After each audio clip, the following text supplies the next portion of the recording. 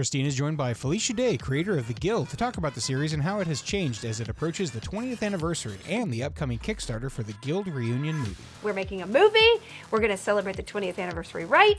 I wrote the script. I went straight to a table read. It was funny. I was like, let's go. Hello, everyone, and welcome to a very special episode today. I am so excited anytime that I get a chance to promote something that I'm really passionate about. And this is no different, especially with the guest that is joining me today. So I am here to talk about the Guild. And if you don't know what the Guild is, you should know what the Guild is. And with me today, I have Felicia Day, the amazing, wonderful, absolutely awesome, does everything person. So welcome to the show. Oh, thank you so much. I appreciate it. I am just so happy that so many people are excited about the Guild coming back. And honestly, you know, life is very, very fast paced, but very fun right now. So thanks for having me on.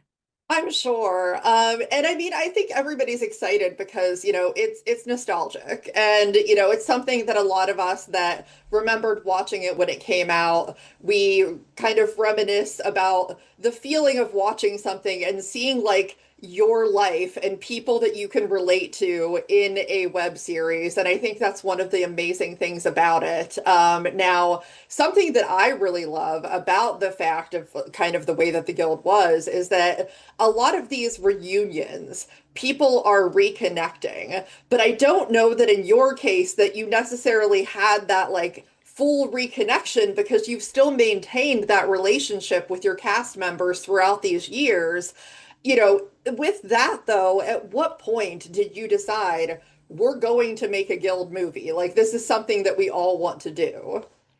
Well, there were a lot of factors that came into play. You know, I burnt out on the show very badly, in part because Geek and Sundry, my company, was full force and I was doing the Guild at the same time. And before that, I had just done the Guild once a year, and trying to do 40 shows at once is a little too much. And I am a very good workaholic, so I will drive myself into any ground whatsoever. Yeah, it's one of those things where we played together a lot over COVID. We started doing D&D, we started streaming together, playing Fortnite, other kind of Stardew. And it wasn't necessarily the Guild, it was just my friends who were actors on the Guild, and we were hanging out all the time. And those were some of my fondest memories through a very difficult time during COVID. And so I kind of got the seed planted that I wanted to do something. And then, you know, I just started thinking about it, and really the clincher was a year and a half ago or something. Somebody called me from a Hollywood producer, very cool producer, and wanted to do something with the show. And I was so excited because mostly Hollywood has ignored my show. But I was excited. I was like, maybe we'll do the show again. And they did want to do the show, but they wanted to reboot it with younger actors. And I just sat there on the phone thinking, oh my God, you cannot take this thing away from me. You've done everything possible to make it difficult for me to be an artist. And now you want to take my baby? And I was like, no, we're making a movie. We're going to celebrate the 20th anniversary right. And I didn't even bother taking the script to anyone in Hollywood. I wrote the script. I went straight to a table read. It was funny. I was like, let's go. And that's how the Kickstarter origin story happened. Well, that's amazing. And that actually kind of led into what my next question was going to be is like, what's exciting about bringing back the original cast, right? Because there's so many films and TV shows that they're like, we're going to remake this and we're going to completely recast it with new people. And yes, it's still the same characters, but the fact is, at least with the Guild, the characters are you, like you are the characters, and I can't really picture anybody else in those roles. So, you know, what's exciting about that piece of it is having everybody back. I mean, having everybody back is just, it was a delight. I was so excited that everybody was like, yeah, come back. And, you know, exploring the characters now versus 10 plus years ago has been a really fun exercise. Also, where gaming has come, where the characters have come, where culture has come. I certainly wouldn't write all my lines that I wrote back then now, because life is different. More patterns of behavior are different, and I know I've learned a lot, and I think I'm a much better writer now.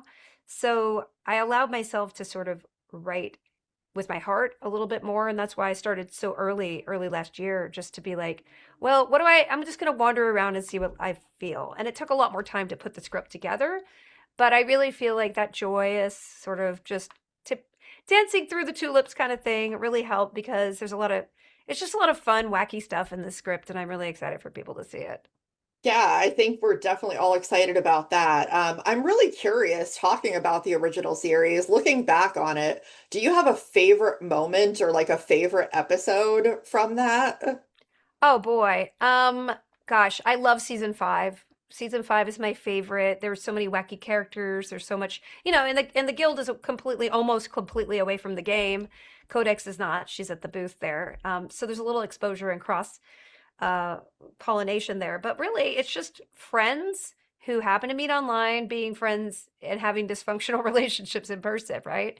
So I just love it. I know that we did it on such a shoestring. Everything was donated. And that's why coming back to this movie, trying to start from scratch, has been like, I have to wrap my head around how much budget we actually need. It's a lot different. It's a lot of years past. Everything's very expensive nowadays. But at the same time, the response of the audience has been so big. We're like the number one followed movie on Kickstarter ever. And hopefully by the 20th of July, we have even more people signed up to just back, you know, right from the get go and get our budget.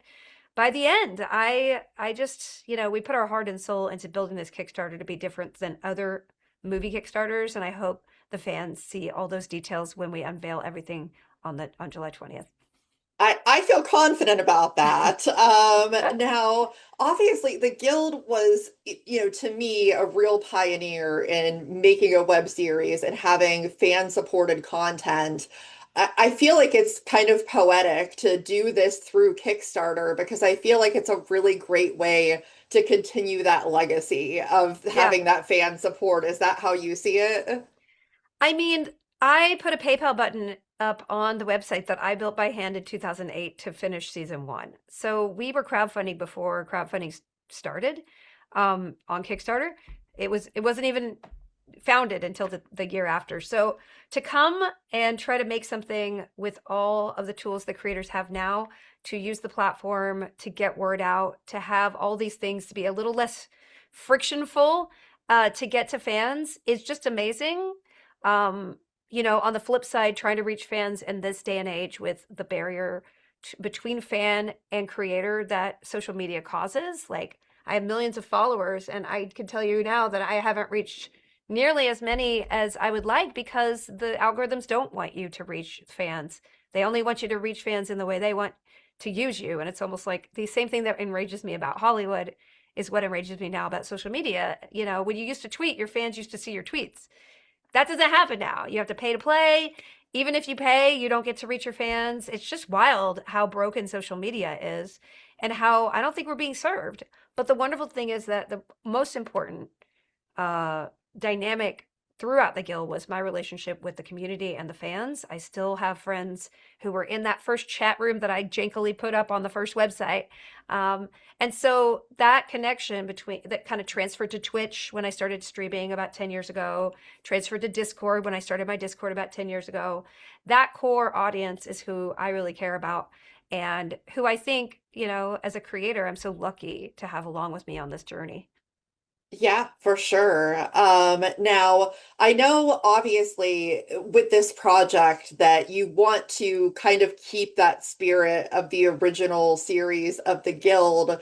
But what are the challenges in making any changes to make it more relevant for today's audience? I mean, I think that it's plenty relevant as far as gaming with a group of your friends, Yeah. but there's certainly other differences that have changed over the years and things like that. Yeah, I mean, certainly it's not this, it's going to be very familiar to people who love the guild, but it will be set in a way that I think the minute you guys learn about it on July 20th, you're going to be like, oh, perfect. It's very relevant. It's very, it touches nerd culture in a modern way, in my opinion, even though we're all older. We're all older together, but we're still geeky. We'll still nerdy. And the setting is going to be very fun, I promise you. So, I don't want to give anything more away, only that it's been a joy to think up funny things that kind of hit my funny bone today versus 15 years ago, which yeah, like I said, would not write some of those lines again, but it's okay.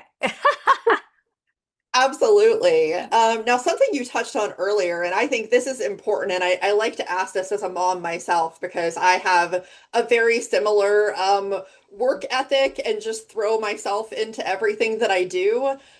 How are you working on like managing that, wanting to put yourself into the project, but trying to maintain a better balance now that you're a mom? Oh boy, that's a really good question. I do not feel like being a very good mom this summer. I had to cancel our 2 week trip to Japan that I'd saved for and booked like a year ago on points. Um, and I just had to tell her that I couldn't leave, and I had to face the fact that I can't do everything. The one thing I will say that I'm hopefully have been good about is that um, I make sure that our evenings are ours. I make sure that I'm there to drop her off at camp or pick her up at camp, whatever turn is mine. And I try not to be working too much in front of her. It has been the last 2 weeks and next week leading up to the 20th is going to be bad. And then I'm traveling 3 straight weeks, to Comic-Con and Gen Con and doing Comic-Con in Wales. So it's going to be a hard summer, and I do regret kind of losing my kid's ninth year summer to this project. But again, she is a really creative person, and she sees me focusing in healthy and creative ways on things that I'm passionate about, and that's what I want her to learn, and which I think has rubbed off on her. So the one thing I have done as well is, I'm self-financing everything that's going on, and I have been really good about delegating and bringing on help in areas where I would have, stayed up until midnight, reacquainting myself with Photoshop to make a graphic. I'm like, I'm so sorry. I just have to find someone to make these graphics for me and send them to me. So it is really hard because I have a full-time unpaid job as a mother, but it's the most important job for me, right? And so I just have to be really super conscious and know that it's a limited number of time, and I can't let this be a pattern in my life where I'm working too hard. I wake up at 6 before she even gets up to be able to do writing before, and then I get her up and take her to camp.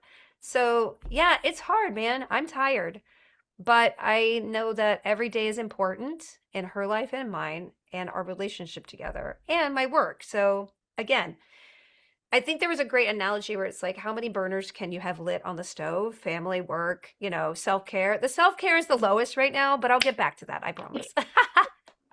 I understand. That's usually my lowest priority too. Yeah.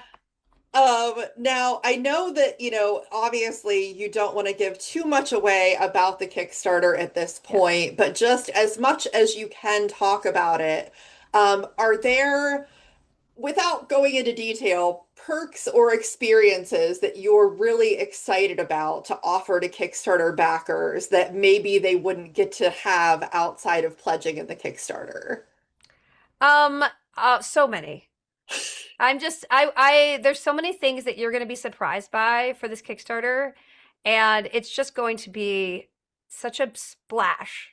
I mean, for at least in my head, that people are like, "Oh, I've never seen that before on a movie Kickstarter." Like that's what I aim to do. I just always like to delight and surprise and creatively engage people with what we're offering. And so everything we're doing is artist driven. Everything we're doing is something we built from scratch. Everything is done with the intention of what would our audience like, And I have to roll the dice. We don't know. We don't know if we're going to be able to make a movie. We don't know if we're going to be able to do a stretch goal. Who knows? We have to plan for the best scenario and worst scenario, and that is something that's very new to me. And it's like it's kind of good because it makes me just approach it in a zen way. I know I did the best I possibly could, and so yeah, that's it. Then I Yeah, just have to release it into the world and see what happens.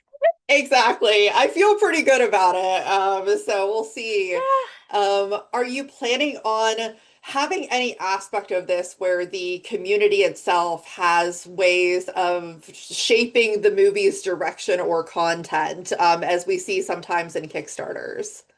Not content wise. Like I have my script and I have the script that I want to write. And I've already written and I would like to shoot. So not so much. I think that, me being a part of the community for 20 years almost now has informed me to what I think that my audience will like, right? So I'm not creating in a vacuum, like, well, this is how I want it. Like, it's a communal thing. The good thing is that early on in the process, I decided to eliminate Hollywood as somebody I needed to please with this. I was like, I'm just going to crowdfund it because I can't take the script to someone in Hollywood and have them tear it apart for their own priorities, because they're not the same priorities as me, and they're not the same priorities as my audience will be.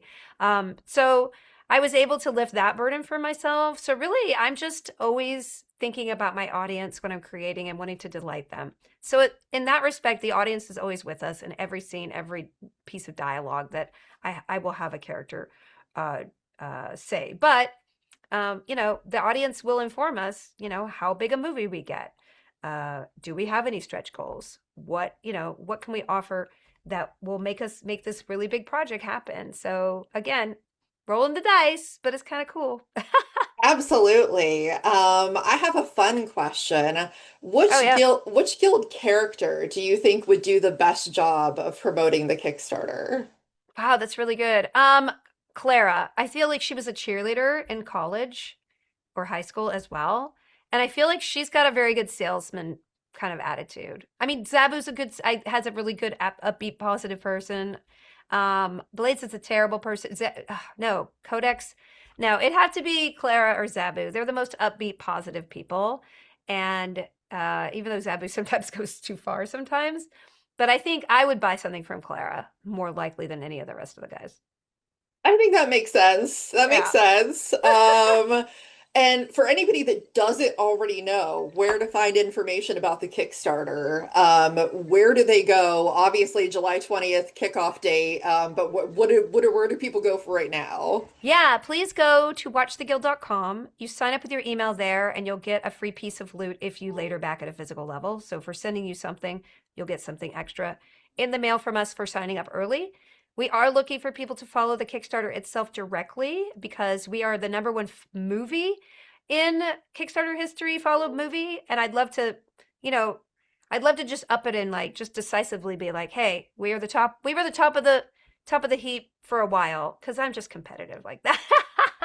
So follow the show on go to watchtheguild.com. You'll get an email to follow the Kickstarter, and hopefully that just creates a cycle of awesome so that we don't have to worry too much until the last day of fundraising to see if we're going to make a movie or not. Hopefully we make it before then.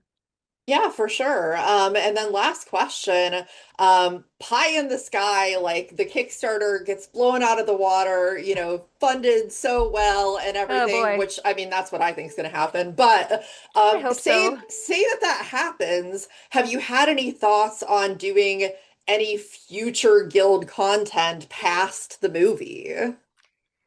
For sure. For sure. I mean, we have stretch goals in mind. They'd have to, we have to raise a lot of money for the movie itself. So I'm not betting on any of these stretch goals happening. But yeah, and I'd be lying if I didn't say that I have another movie in my brain already. But I have to just be like, you have to focus on one thing at a time, girl. And that is just this Kickstarter. So yeah, it's going to be good. I think so. I I hope mean, so. fingers crossed for you.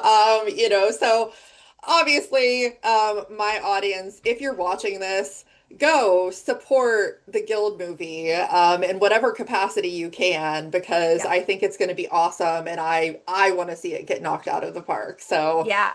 make sure Thank you you do so that. much. I Yeah. really appreciate you. Thank you so much. For sure. And obviously, if you're watching this show, please make sure that you like, subscribe, Mhm. share, everything, all that good stuff. And Support for creators. Thank you. exactly, and for my STEM audience, like Felicia also supports women and girls in STEM. I So do. I do. I'm on the yeah, board of Girls Make Games. I always am a proponent. And I have a daughter who's obsessed with D&D and coding now, so I'm like even more, such an advocate for just I don't know, lowering the barrier, making girls feel safe, giving them allies so they can go into any situation and feel like they're powerful because that's, it's really important.